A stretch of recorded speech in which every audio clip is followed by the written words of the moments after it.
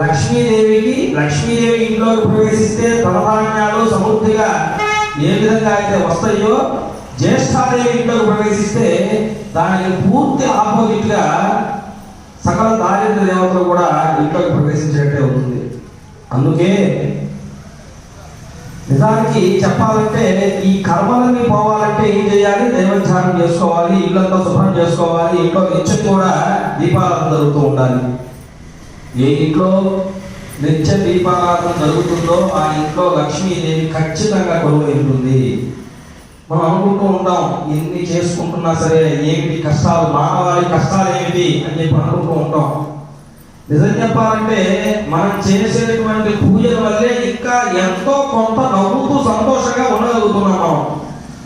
అది ఒకటి గమనించుకోవాలి మానవులందరూ కూడా. ఎందుకయ్యా అంటే అసలు మనం చేసేటువంటి కర్మలకి మానవాళి ఎప్పుడు కూడా కష్టపడుతూనే ఉండాల్సి వస్తుంది. కానీ ఈ మాత్రమైనా మనం అప్పుడప్పుడన్నా నవ్వుతూ సుఖ సంతోషాలతో మన కుటుంబాన్ని చూసుకుంటున్నామంటే మనం చేసే పురుషోత్తమ అధోక్షజ నారసింహ అచ్యుత జనార్దన ఉపేంద్ర హరయే శ్రీకృష్ణాయ నమః.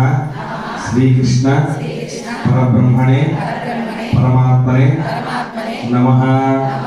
నక్షత్రం మనసును చూసి వెనక్కి వేసేసేయండి. ఉత్తిష్టంతో భోగ విశాఖ ఏతే మహాపాలకాః ఏతేషామేవోధేన బ్రహ్మకర్మ సమారభే ప్రాణాయామం చేయండి. ఓం భూః ఓం భువః ఓం సువః ఓం మహః ఓం జనః ఓం తపః ఓం సత్యం సతురేణ్యం భర్గో దేవస్య ధీమహి ధియో యో నః ప్రచోదయాత్. ఇంకా కావాల్సింది ఏంటయ్యా అంటే అన్నం. అటువంటి అన్నానికి పరబ్రహ్మిణి ఎవరయ్యా అంటే అన్నపూర్ణాదేవి. అందుకే అన్నపూర్ణే సదాపూర్ణే శంకర ప్రాణవల్లభే జ్ఞాన వైరాగ్య సిద్ధార్థం. ఎందుకంటే జ్ఞానాన్ని మోక్షాన్ని ప్రసాదించేటువంటి తల్లి అన్నపూర్ణాదేవి. అలాగే ధాన్యాన్ని కూడా రీతిగా సమకూర్చేటువంటి దేవత ఎవరైనా ఉన్నారయ్యా అంటే అన్నపూర్ణాదేవి.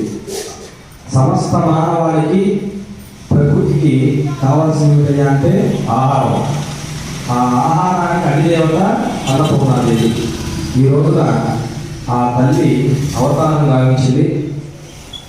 ఏ మానవులైతే ప్రతిష్టతలతోటి అన్నపూర్ణాదేవిని ఈ విధంగా కొలుసుకుంటారో ఖచ్చితంగా ఆ మానవులకి ధాన్యానికి ఎటువంటి ఇబ్బంది రాకుండా ఆ తల్లి లోకమాయ జగత్యాన్ని చూసుకుంటుందని చెప్పి తెలియజేస్తూ, అదేవిధంగా మనం చేసేటువంటి భక్తి శ్రద్ధలతోటి, ఎందుకంటే